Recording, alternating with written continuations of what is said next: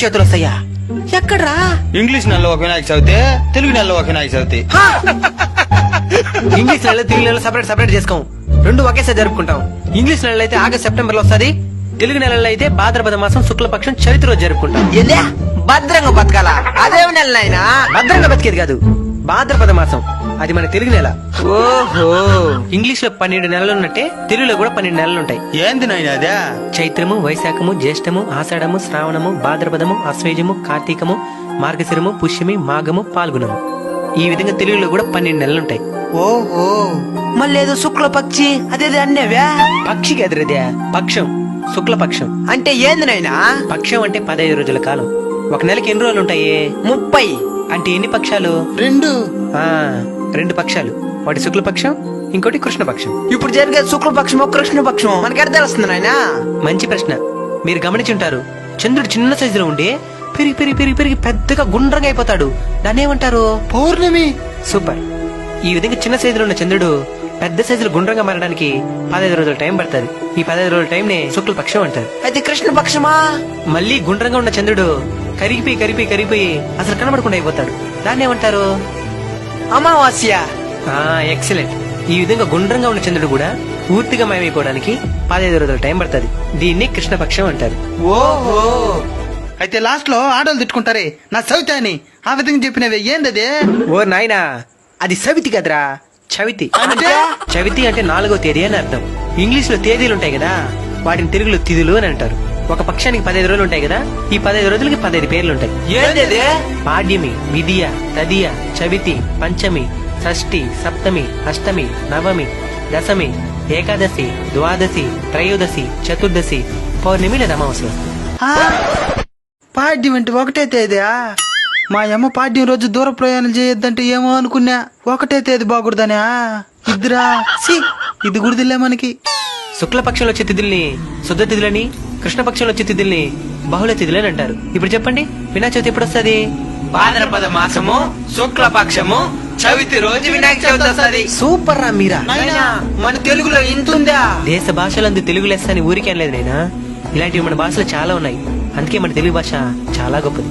అవునైనా. నాయనా, మా ఫ్రెండ్ వాళ్ళ ఊర్లోనే పెద్ద విగ్రహం పెట్టినారనేసి వారు రక్షణ చేస్తున్నారు నాయనా. ఎంత పెద్ద విగ్రహం పెడితే అంత గొప్ప.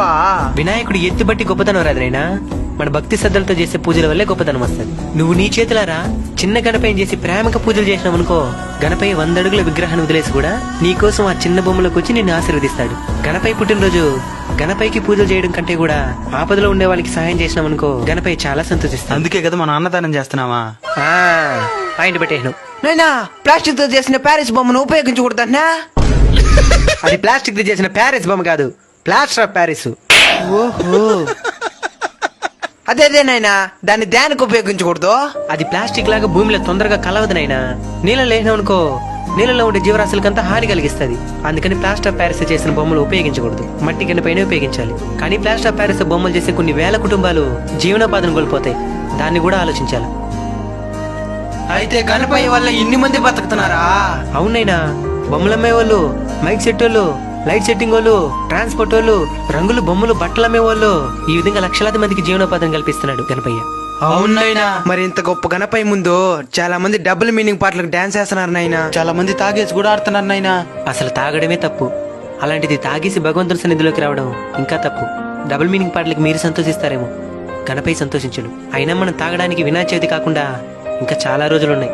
అంతగా డబుల్ మీనింగ్ పాటలకే డాన్స్ చేయాలనిపించినప్పుడు మనకి మన ఇల్లుంది, అలానే ప్రైవేట్ ప్లేస్లు ఎన్నో ఉన్నాయి. అంతేగాని తాగేసి వచ్చి దైవ సన్నిధిలో ఆడడం చాలా తప్పు. ఆల్రెడీ చాలా మంది మన సనాతన ధర్మం ఎప్పుడెప్పుడు నాశనం అయిపోతుందా అని ఎదురు చూస్తా ఉన్నారు. అలాంటి వారికి మనం చేసి ఈ పనులన్నీ ఆయుధాలుగా మారిపోతాయి. తాగేసి గుడి దగ్గర ఆడడమే మీ సంప్రదాయం అని ప్రశ్నిస్తారు. దానికి మన దగ్గర సమాధానం ఉండదు. మనం ఈ రోజు ఉంటాం, రేపు పోతాం. మన సనాతన ధర్మం 1000 సంవత్సరాల చరిత్ర కలిగింది. దానికి ముప్పు కలిగించే పని మనం ఏ రోజు చేయకూడదు. అయినా ఇప్పుడు కాకపోతే వినాయక చవితి ఈ విధంగా జరుగుతా ఉంది. కొన్నేళ్ల క్రితం వినాయక చవితి అంటే భక్తి శ్రద్ధలతో కూడిన పూజలు, భజనలు, అన్నదానాలు. మనకి నిజంగానే ఆడాలనిపిస్తే సినిమా పాటలోనే మంచి బీటున్న దేవుడి పాటలు ఎన్నో ఉన్నాయి. అట్నే డ్రమ్స్ మ్యూజిక్లు ఎన్నో యూట్యూబ్ లో అవైలబుల్ గా ఉన్నాయి. వాటికి ఆనందంగా గణపయ్య ముందే ఆడదాం.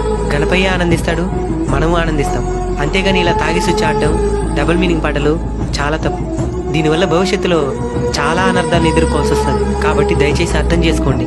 ఈ వీడియోని వీలైనంత మందికి షేర్ చేయండి. వ్యూస్ కోసం కాదు, కొంతమంది అయినా మారుతారనే ఆశ. మీరు కూడా మీ కుటుంబ సభ్యులకి, స్నేహితులకి అర్థమయ్యేటట్లు వివరించండి. అవును, మీకు వినాయక చవితి శుభాకాంక్షలు చెప్పడమే మర్చిపోయాను.